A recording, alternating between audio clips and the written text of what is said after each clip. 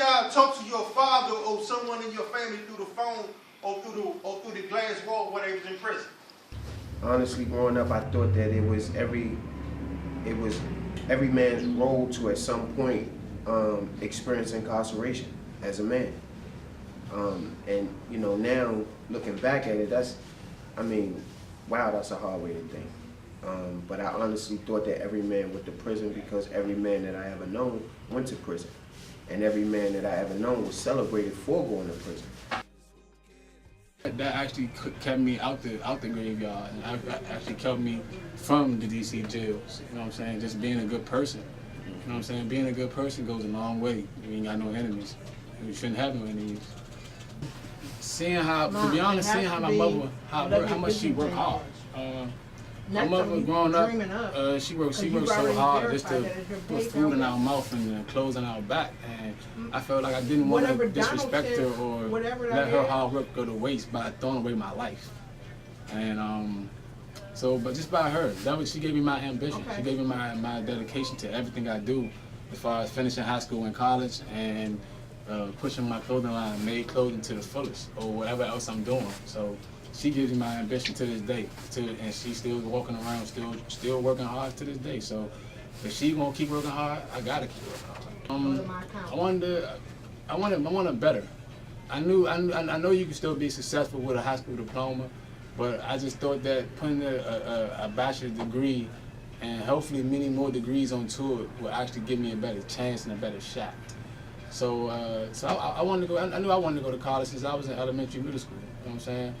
And it didn't dawn on me of what I wanted to go to college for until I got to my 10th. One incident that I think speaks to the state of the black male in America on one level is and I just pick out one because there's thousands that we could pick out, but we'll just pick out one.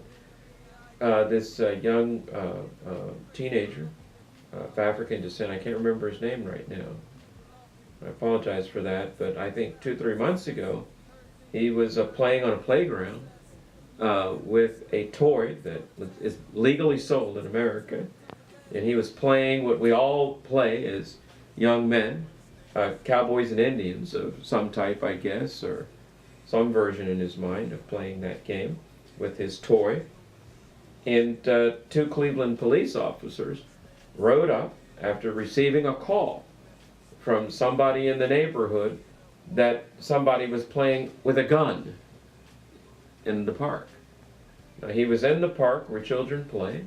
He had a toy that is sold in America, and the 2 police pull up, recorded on camera. I'm not making this up.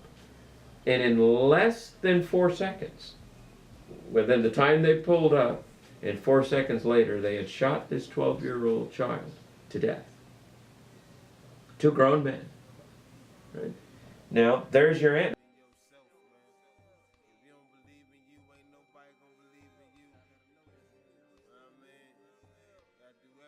You know, but what we see, you know, as we move further into this 21st century, that we now have a matriarchal society that, you know, where men are no longer the heads of the household.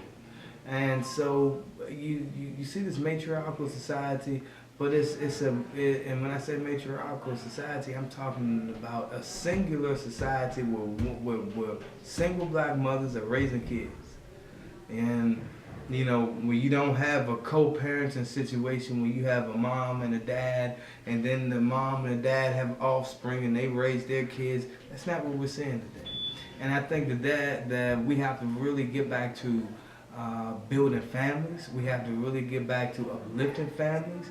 And I think that's going to be important to our society moving forward, especially for African Americans, if we want to see an improved status in this American society. I made a decision to be great.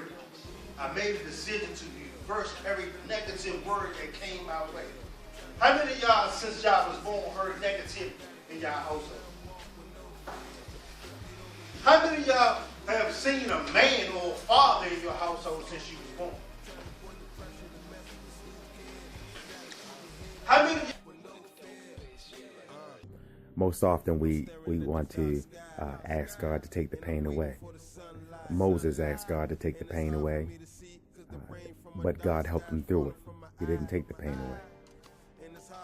David asked God to take the pain away. He didn't do it. He helped David get through it. And sometimes in overcoming challenges, the thing that we have to do the most is that we have to go through it. But how do you go through it? You have to go through it with your head up high, looking beyond the pain. Because if you find the why and why you're going through it, and the why is to make you stronger, then you can go through it a little painless, knowing that there's a rainbow on the other side of the pain. Overcoming challenges can be one of the most difficult things in life, but it can be one of the most rewarding, because God wants to make sure that your character is in line with the blessing that's on the other side of the pain. Because the pain that we're actually going through is not for ourselves, but it's for others, so that we can go and testify to others that you went through it, that you got through it, and once you get through it, it's something that's waiting for you. Overcoming challenges is the secret ingredient to becoming a better you. Let's go through it. Let's talk about it. Let's dissect it to make a better you. So listen up, my young people. This is the advice that I'm going to give you guys. Go to school. Without education, you're nothing. I'm proud of these guys that have nothing wrong with this. So I tell my youngsters this all the time. The same people that you see out here banging, selling drugs, and showing you a lot of money, is going to be the same people either dead, in jail, or when you come back from college in that same spot. Sitting out here just listening to Chief Keef, and listening to Flocka, and listening to all these different artists that's telling y'all nothing but nonsense, but guess what? They're rich. They're rich. And their job is to get you guys to kill each other so that they can continue. The serious thing is an educated black man that's focused. Once you're focused and once you're motivated, you can do anything that you want to do.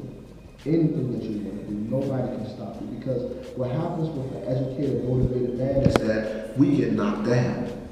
And we fall down and we get up, and we fall down and we get up, and we fall down and we're punched down and we're stomped down.